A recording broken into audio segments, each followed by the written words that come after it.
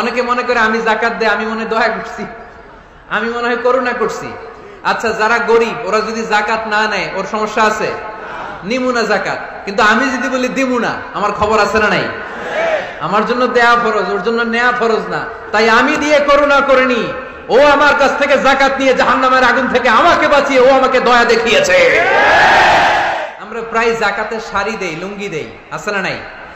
আলহামদুলিল্লাহ, আপনাদের গাজীপুরে বোধহয় এগুলো নাইটাই, এখানে নাই, আছে? যদি থেকে থাকে এই ট্র্যাডিশন আপনারা বন্ধ করবেন। জাকাতের শাড়ি বলতে কোনো শাড়ি নাই, জাকাতের লুঙ্গি বলতে কোনো লুঙ্গি নাই।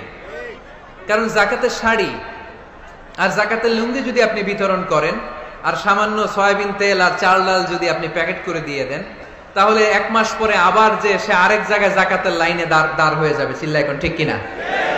এজন্য আপনাকে পার্মানেন্ট সলিউশনের ব্যবস্থা করতে হবে।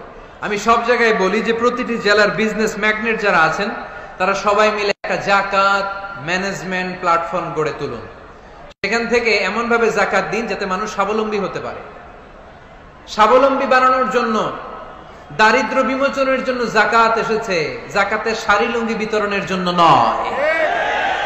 আর জাকাতের শাড়ি এত পাতলা, মশারি কি পাতলা, এর চেয়েও পাতলা। দেখছেন কখনো? এটারে একবার ধোয়ার পরে দ্বিতীয়বার পরা যায় না। একবার ধোয়ার পরে শাড়ির দিকে তাকাইলে শাড়ি আমনের দিকে বেশকি মেরা থাকবে।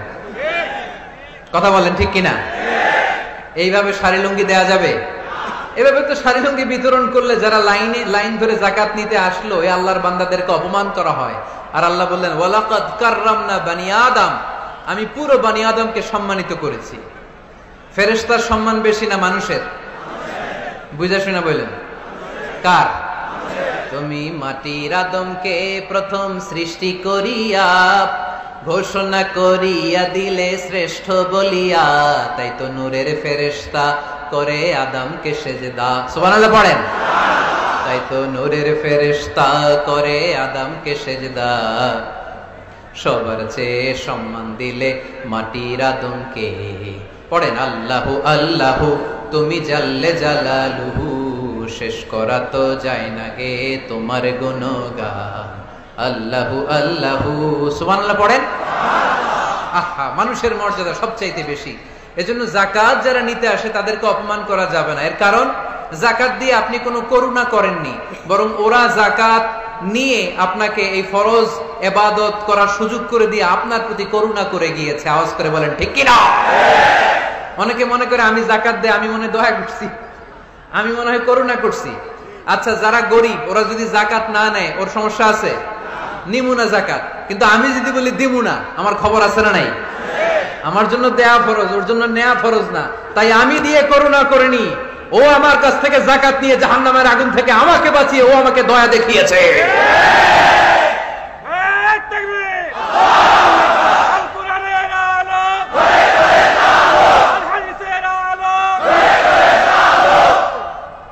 এজন্য জাকাত দারিদ্র বিমোচনের জন্য। কিভাবে জাকাত দিবেন? আপনি জাকাতের টাকা দিয়ে খেয়াল করবেন, একটু ক্রস চেক করে নিতে হবে, ডবল চেক করে নিতে হবে। যেই ফ্যামিলিতে জাকাত দিবেন কর্মক্ষম উপার্জনের মতো করতে পারে এরকম ছেলে আছে কিনা, থাকলে ওর একটা অটো রিক্সা কিনে দেন, সিএনজি কিনে দেন। ওই সিএনজি চালিয়ে ওর ফ্যামিলিটা দিব্যি চলে যাবে, ঠিক কিনা? ওর একটা অস্ট্রেলিয়ান গাভী কিনে দেন, ওই গাভীর দুধ বিক্রি করে ফ্যামিলিটা স্বাবলম্বী হয়ে যাবে, ঠিক কিনা?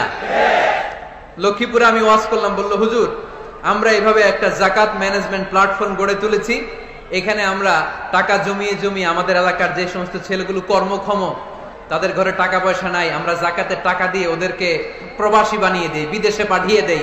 ওর কষ্ট অর্জিত সম্পদ দিয়ে ওর ফ্যামিলি এখন দেদারসে চলছে, কোনো জাকাতের লাইনে যে তারা নিজেদেরকে আর অপমান বোধ করছে না।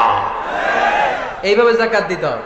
দিলটারে একটু খোলেন, হাতটারে একটু খোলেন, তাহলে হৃদয়টারে খুলে দিবে কে? দে জাকাত, দে জাকাত তোরা দে রে জাকাত, দে জাকাত, দে জাকাত তোরা দে রে জাকাত। তোর দিল খুলবে পরে, আগে খুলু খাত।